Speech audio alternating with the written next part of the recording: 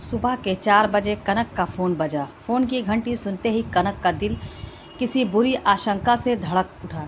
कनक ने काँपते हुए हाथों से फ़ोन उठाया। हेलो, उधर से आवाज़ आई। पापा अब इस दुनिया में नहीं रहे।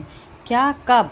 कनक ने अपनी चचेरी बहन प्रिया से पूछा। अभी थोड़ी देर हुआ, प्रिया ने बताया। उसकी आवाज़ में कनक को कहीं भी दुख की झलक नहीं सुनाई दी। गंगा कैसी है? कनक ने फिर पूछा। उसने तो पूरा घर सिर पर उठा लिया है। पापा की उम्र हो चली थी, अब उनके मरने का इतना अफसोस करना कहाँ तक ठीक है। इतना रोना धोना तो अम्मा नहीं कर रही है जितना गंगा कर रही है।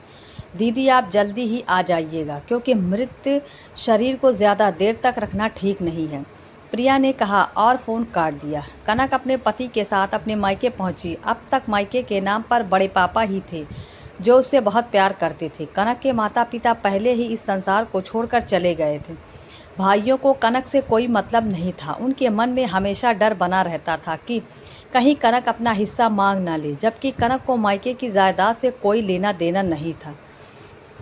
कनक जब मायके पहुंची तो उसे देखते ही गंगा उसे लिपट कर रो रो कर कहने लगी, दीदी अब मेरा क्या होगा, मैं क्या करूंगी। कनक उसको अपने से लिपटाकर उसके सिर पर हाथ फेरते हुए गंगा को समझाने की कोशिश कर रही थी। कनक की आंखों से भी गंगा जमुना बह रही थी। थोड़ी देर बाद मृत शरीर को लोग लेकर शमशान घाट चले गए। कनक भी अपने पति के साथ वहां से जाने की तैयारी करने लगी। गंगा को देखकर उसे बहुत दुख हो रहा था। कनक गंगा को अपने साथ ला भी नहीं सकती थी, क्योंकि उसकी बड़ी अम्मा बहुत झगड़ालू स्वभाव की थी। उनका कहना था कि चचेरे कभी सगे नहीं होते हैं, इसलिए कनक गंगा पर ज़्यादा जोर नहीं डाल सकती थी। कनक वहां से लौट तो आई, पर गंगा का चेहरा उसकी आंखों में बसा हुआ था।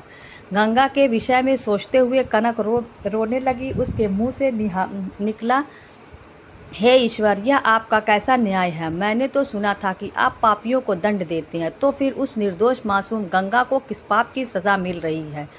गंगा जैसे उसका नाम, उतनी ही पवित्र आत्मा उस गंगा की है। बहुत सीधी सी साधी सरल, जो जैसा कहे वही मान लेती। गंगा का मन पढ़ाई में नहीं लगता था। वह घर के कामों में दिलचस्पी लेती थी। उसने कक्षा 5 के बाद पढ़ाई नहीं की, घर के काम करने लगी। जब तक कनक का विवाह नहीं हुआ था तब तक वह गंगा का ध्यान रखती थी, पर उसके बाद बड़ी अम्मा ने गंगा को घर के कामों में उलझा दिया। बड़ी अम्मा प्रिया का उतरन गंगा को पहनने के लिए देती थी। कभी गंगा कहे कि मुझे भी नए कपड़े चाहिए तो अम्मा डांट कर चुप करा देती थी। घर में कला ना हो इसलिए बड़े पापा भी अम्मा को कुछ नहीं कहते थे, फिर भी गंगा खुश ही रहती थी। बड़ी अम्मा ने झूठ बोलकर गंगा की शादी कराई। जब लड़के को पता चला कि गंगा पढ़ी लिखी नहीं है तो उसने गंगा को छोड़ दिया। उसके बाद बड़ी अम्मा ने गंगा का दूसरा विवाह नहीं कराया, क्योंकि यदि वह ससुराल चली जाएगी तो घर का काम कौन करेगा। गंगा का कोई भाई नहीं था। बड़ी अम्मा ने गंगा को काम करने की मशीन समझ लिया था। यह सब हरकत प्रिया के कहने पर हो रही थी।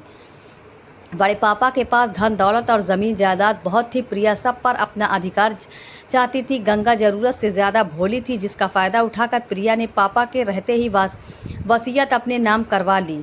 उसने पापा से कहा कि गंगा बहुत सीधी है, कहीं चाचा के लड़के उसे अपनी तरफ ना मिला ले, इसलिए मैं वसीयतनामा अपने नाम कर बनवा रही हूँ। बड़ी अम्मा ने प्रिया का साथ दिया। उसके बाद बड़े पापा लकवा ग्रस्त हो गए। प्रिया की लॉटरी खुल गई। वह मायके में ही रहने लगी और गंगा को घर की नौकरानी बना दिया। प्रिया अपना उतरन गंगा को पहनाने के लिए देती, कहती तुम्हें जाना कहाँ है, जो नए कपड़े चाहिए। यह बस कनक को पता था। एक बार उसने बड़ी अम्मा से कहा भी, तब बड़ी अम्मा ने मुँह बनाते कहा, हमारे घरेलू मामले में तुम्हें बोलने की ज़रूरत नहीं है। कुछ सिखाना है तो अपने नालायक भाइयों को सिखाओ। उसके बाद कनक ने कभी कुछ नहीं कहा। कनक जब कभी मायके जाती तो गंगा के लिए नए कपड़े और दूसरी ज़रूरत के सामान लेकर जाती।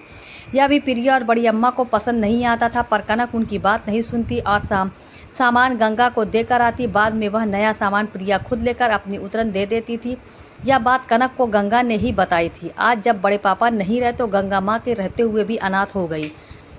गंगा को अपने जीवन में कभी भी कोई सुख या खुशी नहीं मिली, और कुछ मिला तो अपनों से धोखा और उनके उतरन। यह सोचते हुए कनक की आंखों से आंसुओं की धारा बह रही थी, पर वह ईश्वर से प्रार्थना के अतिरिक्त कुछ कर भी नहीं सकती थी। अगर कनक गंगा को अपने पास लेती तो उस पर लालची होने का इल्ज़ाम लगाया जाता कि वह गंगा की जायदाद के लिए उसे अपने साथ लेकर जा रही है।